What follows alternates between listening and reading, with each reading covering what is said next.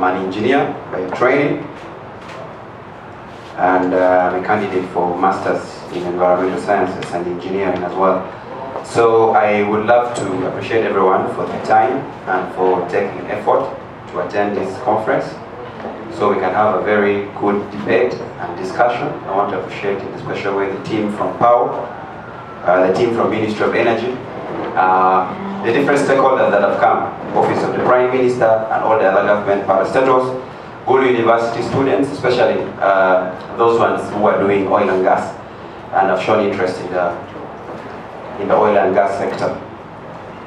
It is very difficult to speak after very many intelligent people have spoken, so I will definitely try as much as possible to be brief, ask a few what I would call uncomfortable questions, because I've asked them once or twice and I've never received answers. I'm glad a few stakeholders are here, like POW. I'm glad that Commissioner from Ministry of Energy in charge of licensing is here. So basically,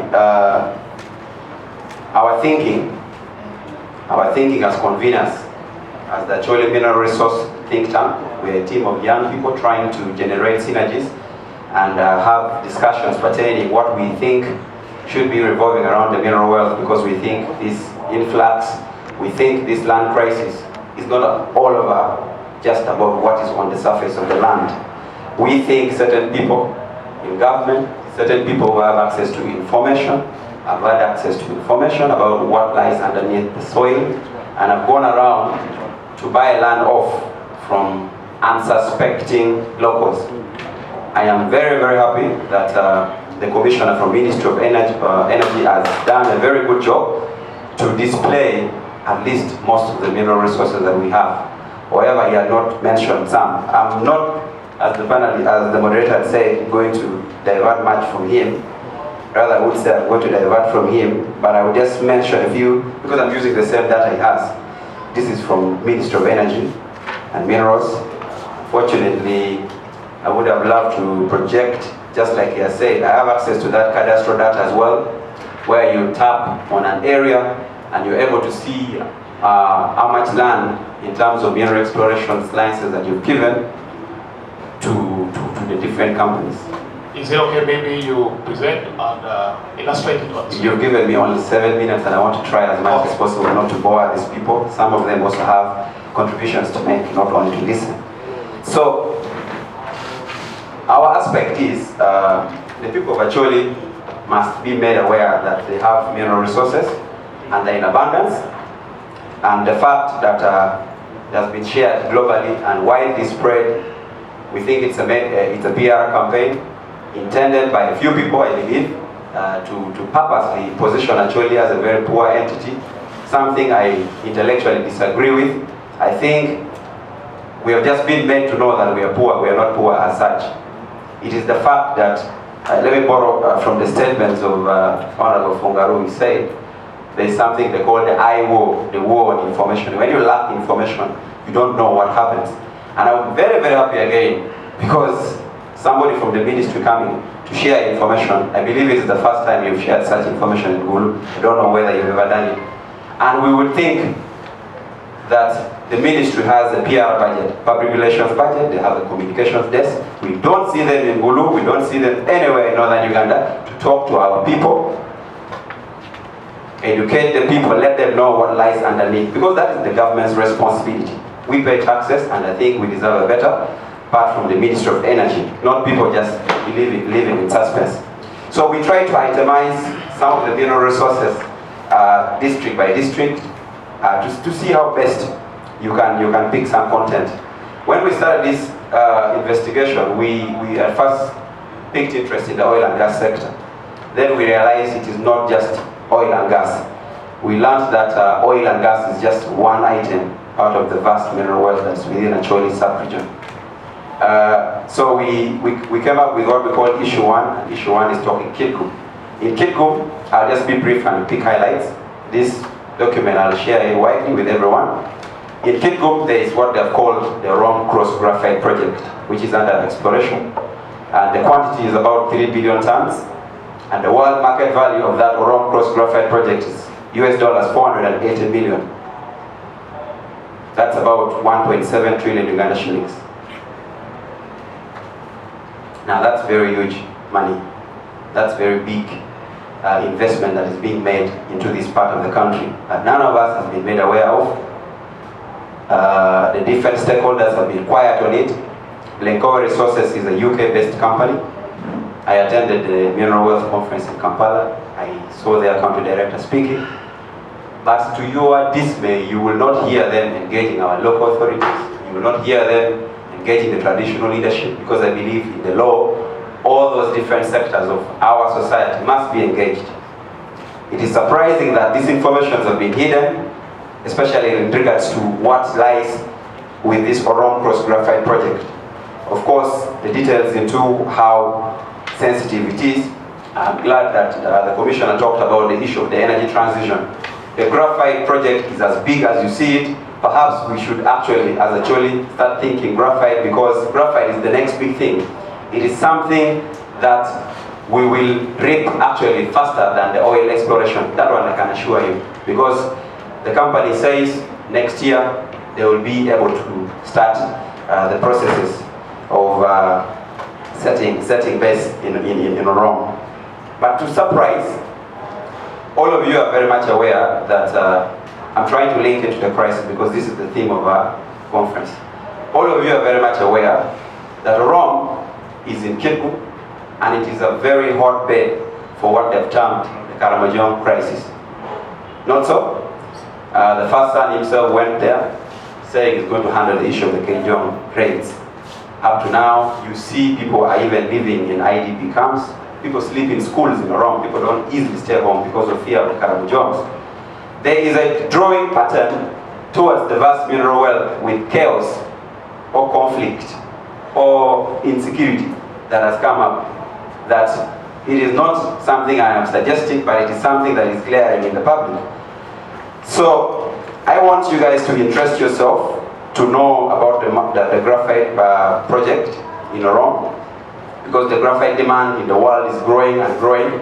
It is not about to drop. Graphite is a key element, forms 70% of the elements that is used in production of the electric car batteries. Among the companies that have made investments in the Orom Cross Graphite project is BMW, the company that manufactures cars. So you guys can now see how big this project is coming. And none of us, or none of the leaders is talking about it. It's very shameful that we invited leaders. At least we put it on record, we invited every stakeholder. Whoever has not come around, I would not fear to say that they're intellectually lazy. And that is something that is affecting the ACHOLI people. So I would challenge the young leaders here, the young people here, to interest yourself. There's a society of young geologists, petrochemical engineers that came also. I want to appreciate you for making effort. But the most important thing that I wanted the ministry, the commissioner to note, that with the Orom Cross Graphite project, since he's the one representing government, with the Orom Cross Graphite project, there were issues that are being raised by the community on the issue of open surface agreement that you've also talked about in your presentation, issues of undercompensation, issues of people who went there to buy land off from unsuspecting locals. So there are a lot of concerns, and of course also environmental concerns. When we looked at the environmental impact and social assessment that they provided by Glencore on their website, we find that it is not as adequate as we would expect. Because for a site like that, you're going to be very certain that there's going to be a lot of air pollution, a lot of noise and vibration pollution. But when you look at their report,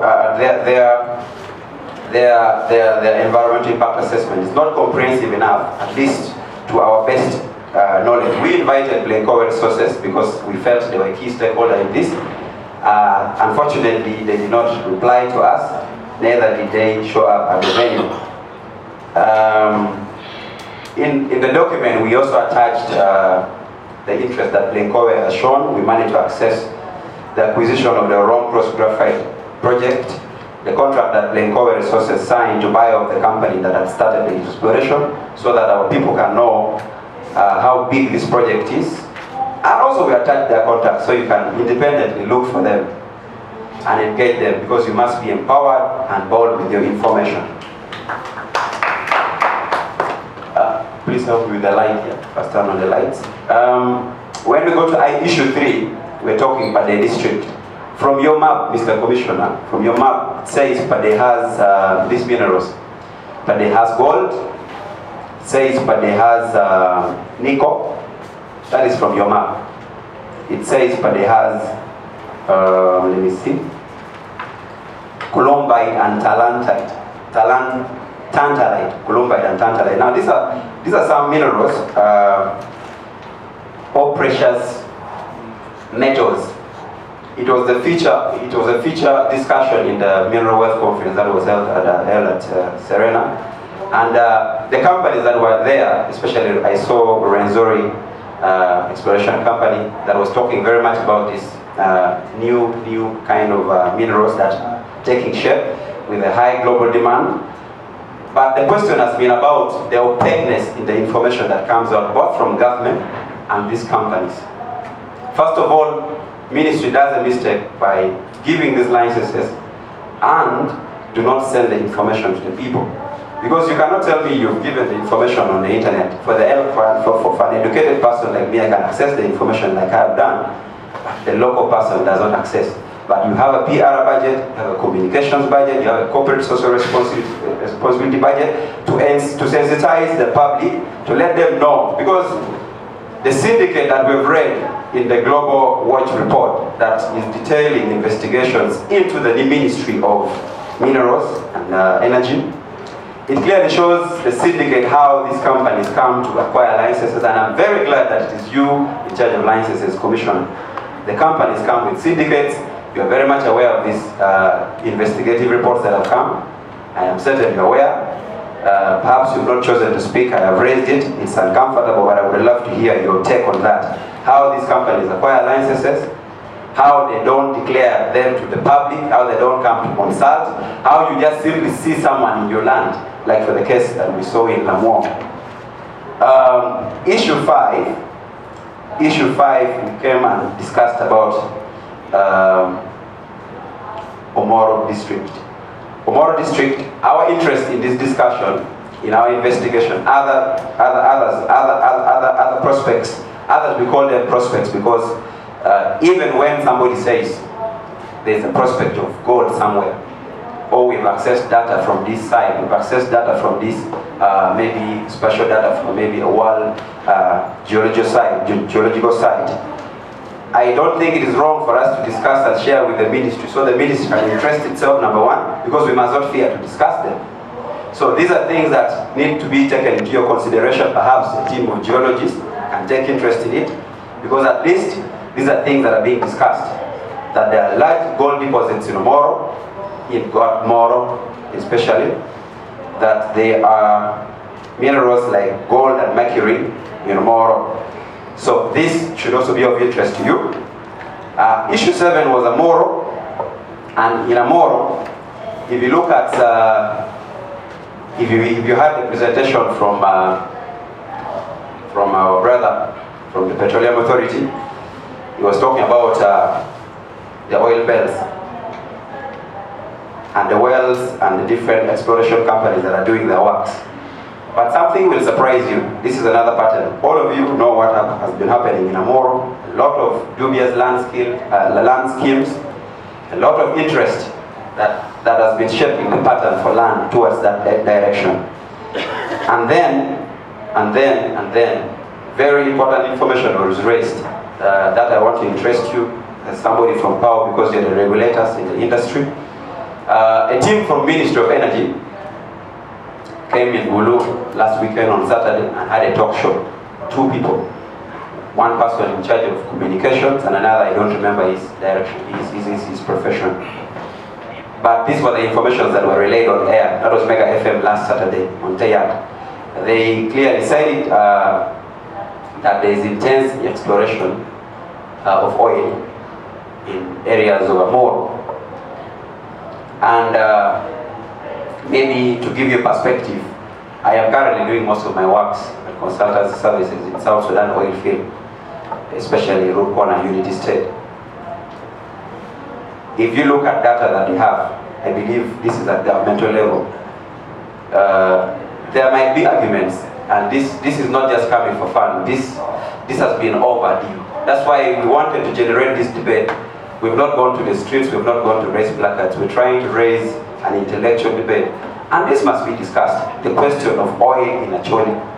So there are very deep prospects of oil that the ministry has itself said through their PR team. If they dispute it, we shall get the recordings from Mega. Because I've learned that there's a lot of opaqueness in the issue of oil and gas. Somebody will say, this is my oil. You've heard such statements that don't talk about oil, it is my oil. But this is our mineral resource. It's for the whole country.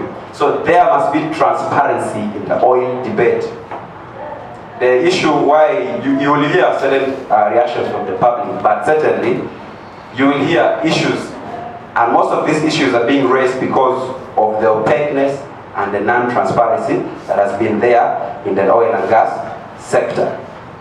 Lastly, we were looking into Noya district. This is still ongoing report, ongoing works that we're doing, and it will keep building up, but I thought it is necessary for us to discuss it. In Noya district, we talk about oil, but it's particularly something that has also interested us, because there's been a lot of exploration in the areas of Gorakwara, a place called Gorakwara, and another place called, I'll check the name, but there's a place called Gorakwara, and there's Mercury Prospect in that place. So I'll interest you. You know, they say the position that we're raising, if government has not confirmed it, is not true. But I believe, as stakeholders, as people who are raising these issues as a think tank, I think it is necessary that the commission has come and we build rapport. We will engage very closely with this desk, because there's a lot of suspicion. Actually, people believe that there's a lot of suspicion and there's a lot of foul play in all these arrangements. There's something that should also be of interest to power. This should be of interest to power. I will not discuss whatever has been talked about. I don't want to repeat. You've given a good explanation. I think most of the things that are even captured here you've talked about, my brother. The issue that, however, I want to state is that if we want to have a development of a well-functioning oil governance regime, we must therefore seek to develop institutions that are strong and are independent enough. As we speak, you and me are knowing very well that Parliament itself, as an oversight player in this oil and gas sector, does not even have certain information in regards to the oil and gas sector. That one me and you know. A key one is the production sharing agreement, PSA. It has not been shared by government. It is a secret between the people who signed the deal. It's a secret between the international oil companies and government. There was a civil suit that was filed by some journalists sometime, and still nothing came through. So if you want people to trust your government on the issue of oil and gas, why do you hide information, especially in regards to the oil production sharing agreement? Of late, I think just yesterday Parliament passed an amendment to allow UNOC monopolize the issue of oil importation into the country. And surprisingly, there is information coming in that a few people, of course within the deep state or shadow state, have registered UNOC in Kenya as a private entity. So that still goes to the issue of opaqueness. You don't want to share information, you want to play ping pong. You just want to do a good PR that looks very nice with very good presentations, yet there are issues that must be talked about. Finally, I want to lay an issue on the environmental concerns in the oil and gas sector. When I returned from the South Sudan oil field, but even when I was there earlier this year, I was there for about 5 months. But I think that I saw, South Sudan has been in the oil industry more than us. We are still a young nation in it. To them, we are juniors to them in the oil and gas exploration.